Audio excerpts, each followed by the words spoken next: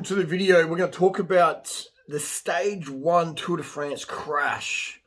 This is insane. This has been the worst crash that I've ever seen. Man, I've been watching Tour de France since like the 80s. This spectator, SJW, turns out it's a woman wearing a Where's Wally outfit, side the road. This like SJW, the triggering going on there, you know. She looks like that, you know, SJW, the triggered me. That's how I feel now when I see that face holding the sign out. Hits the rider's arm, and the riders are clipping along. And any little wobble like that, man, you're going down. Especially when you've got 180 riders around you. It's just a bowling ball effect. The pins are dropping. Oh God. And was it deliberate? Of course it wasn't. Was it negligent? For sure. Like you just where's the common sense? The level of entitlement is crazy. Imagine doing all the work, going to altitude, getting with your team doctor, doing all the things that it takes to be in peak form, not just to be at the Tour de France, but to be at the front of the Tour de France, to control the pace, to control the race for your GC guys, all these, parameters, and all just like gone like that because an SJW in a Where's Wally outfit is looking for a selfie opportunity.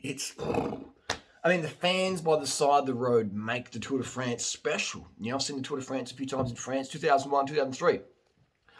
Having that close access to the riders, it brings this electricity, a vibe, an atmosphere.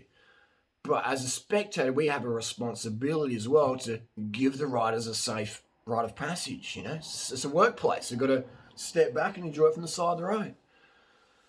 So, this person is definitely undercarbed. Definitely one of those sugar fear people. And this is, people say, you don't know the proof of that. Where's the logic in leaning out into riders? That's a low carb, beta wave, brainwave state right there.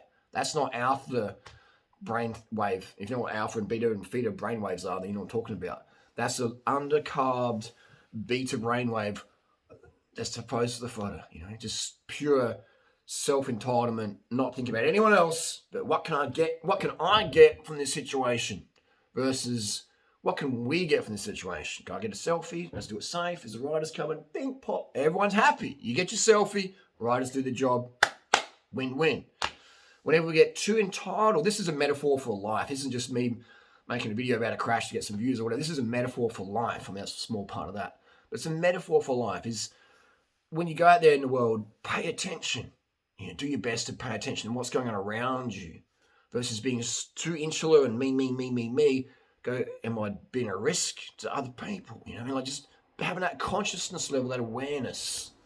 It's very important in life. So pay attention, people. Carb up, people, for the people who are undercarbed and or not paying enough attention. Some people are so poor, they can't even afford to pay attention. And we have to give them a bit of pay attention dollars so things are a bit safer out there. But yeah, all the bikes damaged.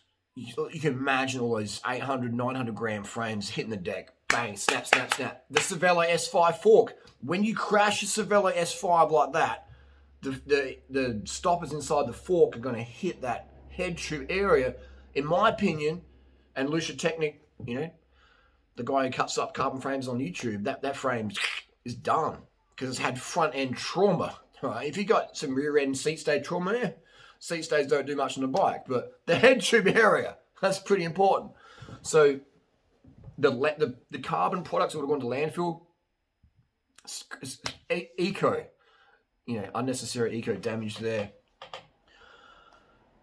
The injuries, the medics, the carbon footprint that comes from one SJW, me too sort of person taking that selfie shot. The carbon footprint that stems from that. It's like, there needs to be a consequence. This person they can't just walk away. No. You caused a massive crash from negligence. Obviously, it wasn't deliberate. No one wants to do that.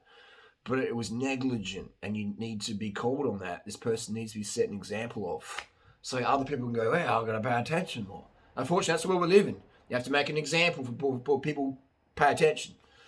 That's just how it is. You know, we live in a world where a lot of people are a bit undercarbed or unconscious or excessively self-entitled. Right? So that's the word out there. Just people, pay attention, pay attention, pay attention. Use your brain, use logic. All right, always go. Is this logical? What's the risk here? Have that, narrative on autoplay your entire life. And what vibe am I giving off? Just things like that. Am I risking people's safety? Right? Things like that. Just think, people. Think before you stand on the side of the road and do anything. Right? Even on your bike as a cyclist. How visible am I? Am I wearing full black kit because I'm trying to be like some keto dude on Instagram? You know what I mean? Or like, are you visible on the bike? Right? This isn't just, we can't just blame one person. Like, this is a consciousness thought process we've got to attack here and criticize and change the narrative. Pay attention, be seen, be carved up. If you're tired, have a nap.